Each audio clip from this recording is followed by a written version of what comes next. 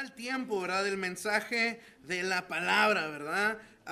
Es bonito, hermano, celebrar la Pascua, ¿verdad? Es bonito celebrar la Pascua porque nos recuerda eso, ¿verdad? Que Jesús vive, Él vivo está, ¿verdad? Y en Él tenemos la victoria, hermanos. Por lo tanto, por eso estamos celebrando en esta tarde. Hermanos, ¿sabes algo? Mira, la Biblia nos habla acerca de dos distintos reinos, ¿verdad? En la Biblia encontramos acerca de dos reinos, ¿verdad? Que están constantemente peleando, ¿verdad? O luchando por el alma de las personas. Nos encontramos por un lado con el reino de la oscuridad, o el reino de las tinieblas, y por otro lado, hermano, nos encontramos con el reino de luz, ¿verdad? Ahora, mira, una manera en la que yo interpreto la Pascua, hermanos, es una manera en la que nosotros recordamos, ¿verdad? El momento cuando estos dos reinos, ¿verdad? Entraron en una batalla, ¿verdad? Luchando por nuestras almas, ¿verdad? Así es como yo veo muchas veces la Pascua, ¿verdad? Nos recuerda ese momento, la culminación de esa batalla entre el enemigo y nuestro Señor, ¿verdad? Y eso es lo que recordamos en Pascua. Ahora, hablemos un poco acerca de estos dos reinos. Les voy a pedir que me prendan la luz, por favor, porque les quiero ver la cara, a ver cuáles hermanos se me quedan dormidos después del menú de la mañana, ¿verdad?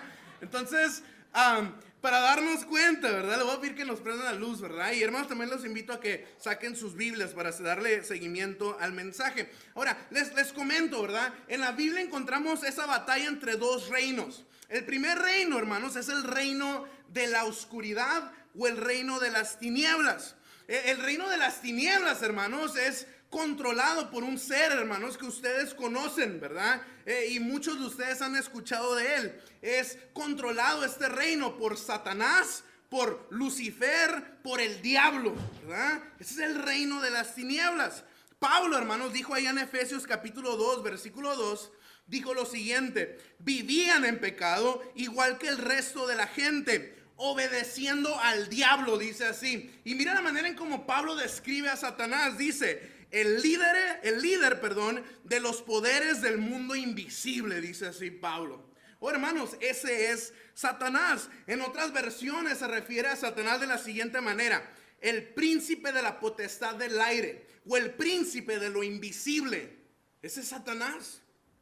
Muchos hermanos equivocadamente se refieren al diablo de manera burlesca, ¿verdad? Y muchos hablan acerca de Satanás, hasta se burlan de él utilizando ciertos nombres, como por ejemplo el chanclas, ¿verdad? Y no dicen Satanás, dicen, no, es que el chanclas, ¿verdad? Y muchas veces utilizan otra palabra, como por ejemplo, oh, no, es que va a venir el chamuco, ¿verdad? Y sabes, hermano, muchas veces utilizamos esos términos para hablar acerca de Satanás. Pero hermanos, déjate digo algo, mira, Satanás, sí, definitivamente Satanás era un ser creado, pero no era una criatura cualquiera. ¿Oyeron? Satanás es un ser creado, mas no era una criatura cualquiera. Muchas veces nos referimos sobre Satanás como si fuera cualquier cochinada ahí. Ahora, hermanos, Satanás era un ser con autoridad. El profeta Ezequiel utiliza de la siguiente manera para describir a Satanás y al rey Tiro. Allá en Ezequiel capítulo 28, versículos 27 al 17. Mira la manera en cómo Ezequiel se refiere a Satanás. Si no lo tienes en la Biblia o en tu Biblia física, va a aparecer en la pantalla. Pero mira la manera en cómo Ezequiel describe a Satanás. Dice: hijo de hombre, entona este canto fúnebre para el rey Tiro. Dale este mensaje de parte del Señor soberano, dice así. Y miren cómo habla: tú eras el modelo de la perfección. ¿Oíste? Dice: lleno de sabiduría y de exquisita belleza. Oh, hermano, ¿sabes de quién está hablando aquí? Del rey Tiro y de Satanás.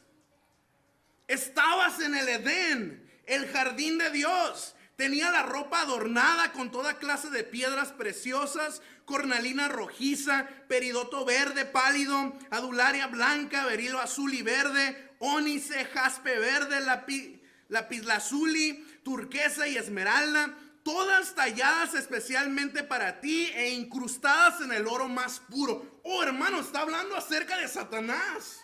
Mira lo que dice: te las dieron el día que fuiste creado. ¿Te fijas? Ahora, Satanás, hermanos, es un ser creado, pero no es cualquier ser, ¿ok? Dice, versículo 14, dice, yo te ordené, te ungí, escucha, te ungí como poderoso ángel guardián. Tenías acceso al monte santo de Dios y caminabas entre las piedras de fuego. Eras intachable en todo lo que hacías desde el día en que fuiste creado. Y escucha, hasta el día en que se encontró maldad en ti. Está hablando de Satanás. Tu abundante comercio. Ahora mira más adelante, dice, te eché, guardián poderoso. Está hablando de Satanás. Guardián poderoso del lugar que tenías entre las piedras de fuego. Tu corazón se llenó de orgullo debido a tu gran belleza. Tu sabiduría, dice, se corrompió a causa de tu amor por el esplendor. Bueno, hermanos, ¿de quién está hablando aquí Ezequiel? De Satanás. Satanás es un ser con autoridad. La Biblia dice que él es la potestad de las tinieblas. En otras porciones de la Biblia, hermanos, nos comenta un poco acerca de cuáles poderes tiene Satanás. Por ejemplo, ¿sabías tú que Satanás tiene el poder de afectar la salud de las personas? Por ejemplo, Job. Una vez el Señor le permitió, ¿verdad?, atentar en contra de la salud de este hombre. Satanás destruyó su vida casi por completo.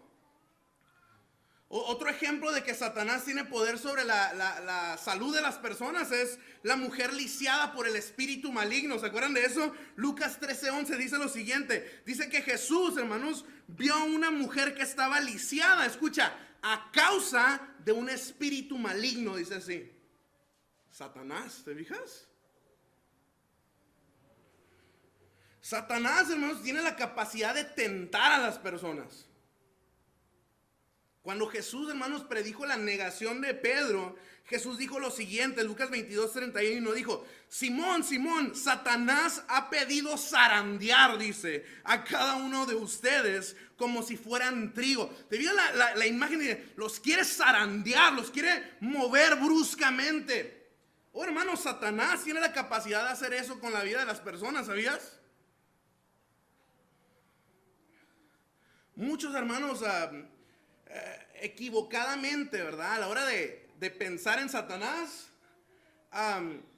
gracias a Eugenio Derbez, pero automáticamente pensamos en el diablito, ¿verdad?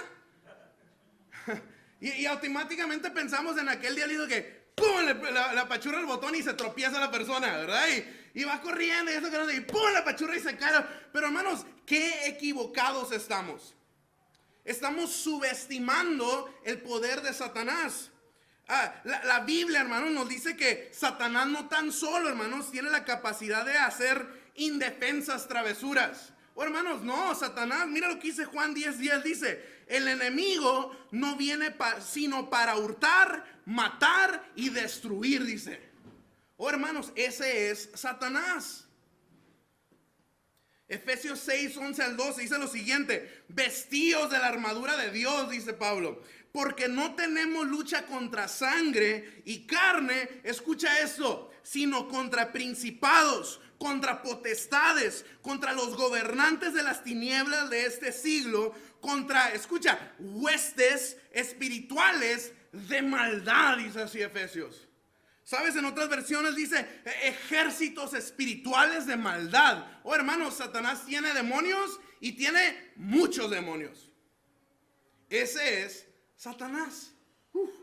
Y Gio, tranquilo, que no estamos celebrando la resurrección de Jesús. Dos reinos. El reino de las tinieblas, no le estoy diciendo a ustedes, ¿verdad? Sino, solo estoy haciendo una diferencia aquí. Ahora, el reino de las tinieblas.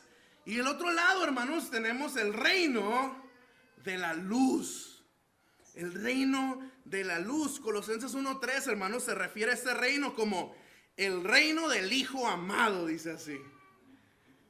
El reino, hermanos, el reino de la luz es aquel, hermanos, que no está bajo la autoridad de Satanás, sino está bajo la autoridad, escucha, de Dios. ¿Cómo es este reino de luz? ¿Verdad? ¿Cómo es? Ya hablamos un poco acerca de Satanás, el reino de las tinieblas. ¿Cómo es el otro reino que se encuentra en batalla por nuestras almas? Mira, el reino de Dios, hermanos, escucha esto. Es un reino que reina sobre todo reino. ¿Oíste? Yo esperaba más emoción ahí. Hermanos, el reino de Dios es un reino que reina sobre todo reino, incluyendo el reino de las tinieblas. Mira lo que dice 1 Crónicas 29:11. Dice: tuyo es Jehová, la magnificencia y el poder, la gloria, la victoria y el honor, porque todas las cosas que están en los cielos y en la tierra son tuyas, dice así. Hermano, tuyo, oh Jehová, es el reino, dice, y tú eres excelso sobre todos, dice así. Ese es el reino de la luz. Amigo, escucha, no hay reino que le haga pie al reino de Dios. El reino de Dios, hermanos, es un reino de luz. Mira, el pecado, hermanos, nos ciega. Pero cuando venimos a Dios, el velo es quitado de nuestros ojos, ¿verdad? Dice 2 Corintios 3:16, dice: pero cuando se conviertan al Señor, el velo se quitará. Dice así.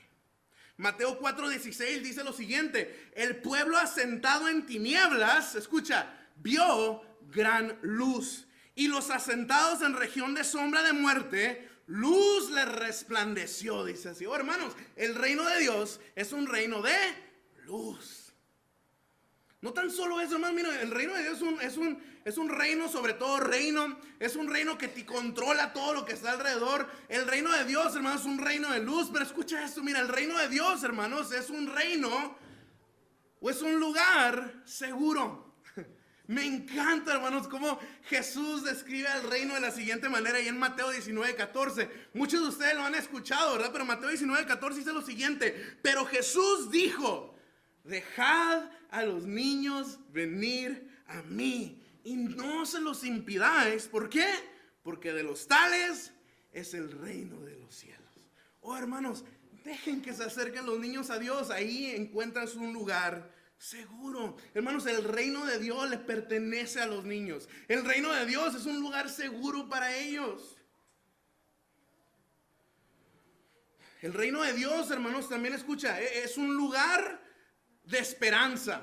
El reino de Dios, hermanos, es un lugar de las segundas oportunidades. Jesús respondió allá en Juan 3:3 diciendo lo siguiente: te digo la verdad, a menos que nazcas de nuevo, dice, a menos que nazcas de nuevo, no puedes ver el reino de Dios. A menos de que transformes tu vida, no entrarás al reino de Dios. El reino de Dios, hermanos, es un reino de las segundas oportunidades.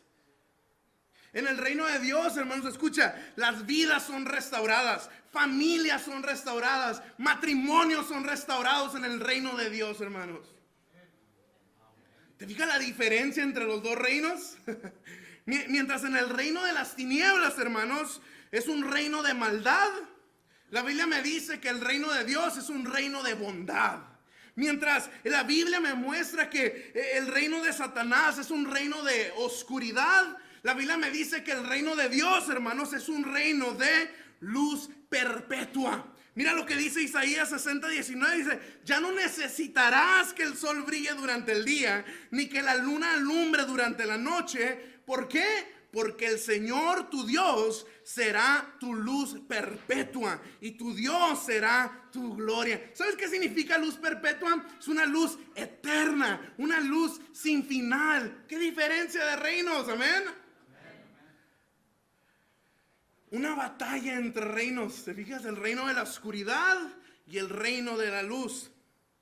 Ahora, las escrituras, hermanos, no tan solo me describen a estos reinos, sino que me muestra que nuestro pecado nos condena a pertenecer al reino de las tinieblas.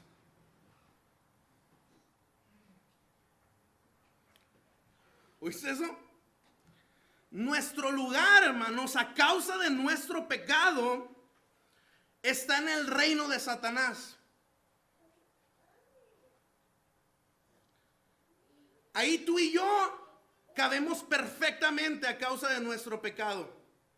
No somos elegibles para el reino de la luz. Romanos 3:23, hermanos, dice lo siguiente: por cuanto todos pecaron, están destituidos de la gloria de Dios. Dice así. Oh, hermanos, todos somos pecadores. Todos estamos condenados a una muerte perpetua. Duela a quien le duela, por más buena persona que ésta sea, nuestro lugar, hermanos, por naturaleza, es el reino de Satanás. Y yo entiendo, ¿no? Que generalmente, hermanos, evitamos hablar o utilizar o mencionar la palabra pecado, ¿no? Muchas veces utilizamos errores. Y utilizamos otros términos porque entendemos, hermanos, las implicaciones de la palabra pecado. Cuando alguien nos dice pecadores, hermanos, automáticamente sentimos que nos están llamando rebeldes. Y no nos gusta, hermanos, que nos digan que estamos defectuosos. Y no nos gusta, hermanos, que digan que, ¿sabes qué? Estamos torcidos por naturaleza. Pero la Biblia es lo que me dice: todos hemos pecado. Todos hemos pecado.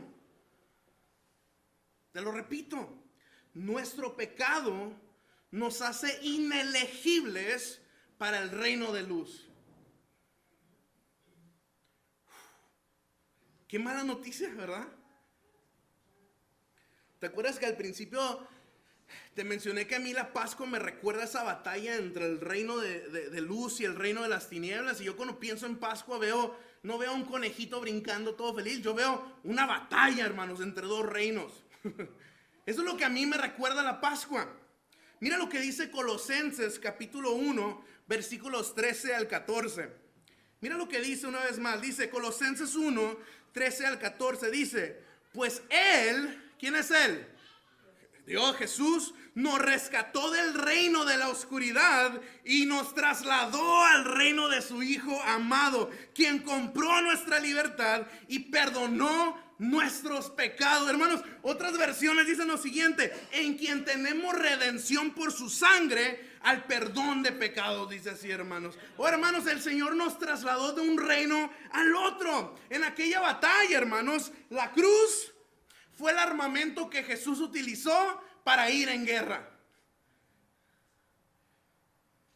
La cruz, hermanos, representa el arma, hermanos, que el Señor Jesús utilizó para luchar por nuestras almas. Primera de Pedro, capítulo 2, versículo 21 en adelante, dice lo siguiente: pues para esto fuisteis llamados, porque también Cristo, que dice, padeció por nosotros, dejándonos ejemplo para que sigáis sus pisadas, el cual no hizo pecado, ni se halló engaño en su boca, quien cuando le maldecían, no respondía con maldición. Cuando padecía, no amenazaba, sino encomendaba la causa al que juzga justamente. Versículo 24, atención lo que dice aquí: quien llevó él mismo nuestros pecados en su cuerpo sobre el madero. Hermanos, la cruz nos recuerda que Jesús luchó por nuestras almas. Jesús luchó por nosotros. Jesús subió a la cruz, hermano, para luchar a nuestro favor. Hebreos 9:22 dice: de hecho, según la ley de Moisés, casi todo se purificaba con sangre. ¿Por qué? Porque sin derramamiento de sangre no hay perdón. Jesús era necesario que subiera esa cruz para que tú y yo tengamos acceso al reino de luz. Hermanos, en Jesús cambió nuestro destino. En aquella batalla, hermano, la cruz es un recordatorio del precio que Jesús tuvo que pagar por tu alma, por mi alma. Esa es la cruz. En aquella batalla, hermano, la tumba vacía ya cambió la historia, ¿verdad? En aquella batalla, hermano, la tumba vacía es señal, hermanos, de que Cristo ganó la batalla. En aquella batalla, hermanos, la tumba es garantía, hermanos, de que el Señor derrotó a la muerte. Eso es lo que significa la tumba, hermanos. Mira, la tumba es garantía de que tú y yo ya no estamos condenados al reino de las tinieblas. Colosenses 1, 12 al 14. Escuchen lo que dice, es increíble, hermanos. Dice, versículo 12, dice: y den siempre gracias al Padre. ¿Alguien aquí está agradecido con el Señor? Den gracias al Padre siempre. ¿Por qué? Escucha, porque Él los hizo aptos. ¿Te fijas? Él nos hizo aptos para que participen de la herencia que pertenece a su pueblo, el cual vive en la luz. Él nos rescató del reino de la oscuridad y nos trasladó al reino de su Hijo amado, dice el versículo 13. Hermanos, una de las últimas palabras que el Señor Jesucristo dijo en la cruz del Calvario fue la siguiente: consumado es. Consumado es. Juan 19:30 dice: después de probar el vino, Jesús dijo: todo está cumplido o consumado es. Entonces se inclinó la cabeza y entregó su espíritu. Eso, hermanos, la palabra consumado es, o la frase consumado es, traduce al griego tetelestai. ¿Oyeron? Tetelestai. Ahora, déjate digo qué significa tetelestai en diferentes contextos, ¿ok? Por ejemplo, en un juzgado, ¿okay? En un juzgado se utiliza la palabra tetelestai cuando se dictamina inocente a una persona. ¿Oíste? Tetelestai.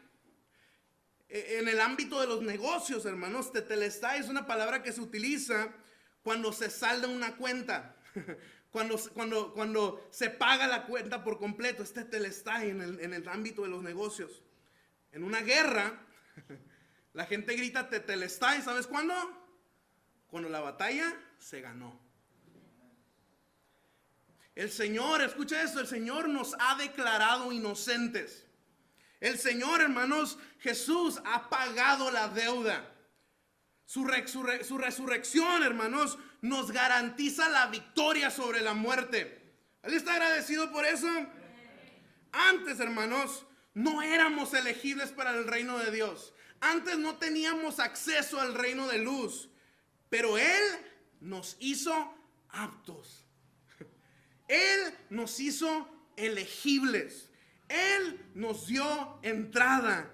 Él nos dio acceso. Él pagó el precio. Hermanos, Jesús pagó el precio. ¡Qué increíble! Hermanos, eso es Pascua. Cuando pensamos en Pascua es un recordatorio que aquella batalla entre el reino de las tinieblas y el reino de la luz fue ganada por Cristo. Eso es lo que celebramos en Pascua. Ahora, hermanos, muchos me preguntarán aquí, ¿verdad? Y ya estamos a punto de terminar, literalmente, ¿verdad? Pero, ¿qué hay que hacer? ¿Qué hay que hacer? ¿Qué hay que hacer, hermanos, para ser elegibles? Es bien sencillo. Creer. Basta con creer. Efesios 2, 8 al 9 dice lo siguiente: Dios los salvó por su gracia cuando creyeron, dice así. Ustedes no tienen ningún mérito en eso, es un regalo de Dios. La salvación no es un premio por las cosas buenas que hayamos hecho, así que ninguno de nosotros puede jactarse de ser salvo. ¿Qué ocupas tú para entrar al reino de la luz y alejarte por completo del reino de las tinieblas? Creer en Jesús. Creer en su obra salvífica. Hermano, es bien sencillo. Cree en el Señor y tienes garantizada tu entrada al reino de la luz. Eso es Pascua. Con depositar nuestra fe, nuestra confianza en el Señor Jesucristo, hermanos, es suficiente. Es suficiente. Te voy a pedir que inclines tu rostro ahí donde estás.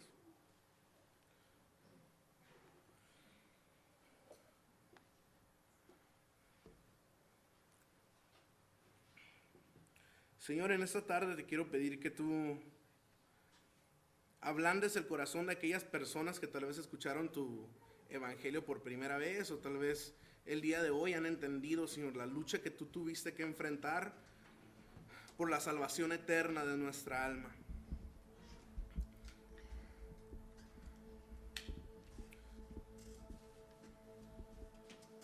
Padre, te pido que tú confirmes en la vida de estas personas que hoy es el día de su salvación. Hoy es el día en el que ellos entregan su vida por completo a ti. Hoy es el día en que ellos sellan su pase al reino de luz. Hoy es el día en el que ellos dejan por completo a un lado el reino de las tinieblas y aceptan la entrada, Señor, a tu reino celestial.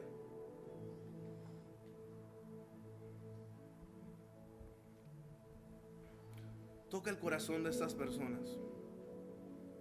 Tal vez algunos de ellos han estado viviendo sus vidas cerca de la iglesia, mas no entregados a ti por completo, Señor.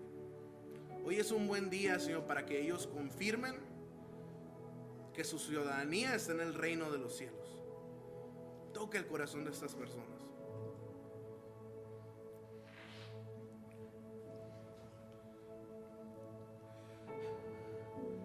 Si hay alguien aquí, hermanos, que tal vez el día de hoy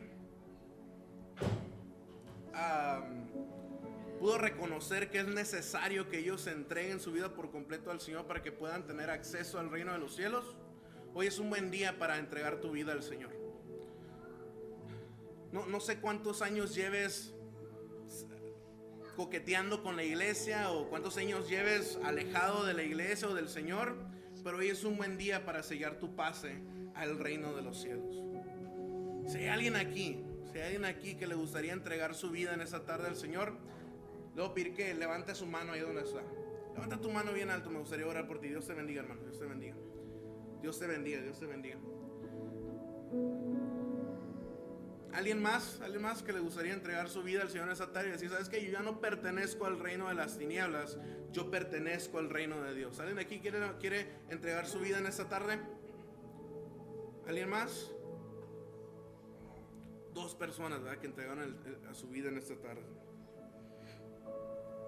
Si hay alguien aquí, hermanos, que diga, ¿sabes qué? Yo sé que yo voy al reino de los cielos, yo sé que yo tengo entrada al Padre, pero no he vivido una vida que agrada al Señor.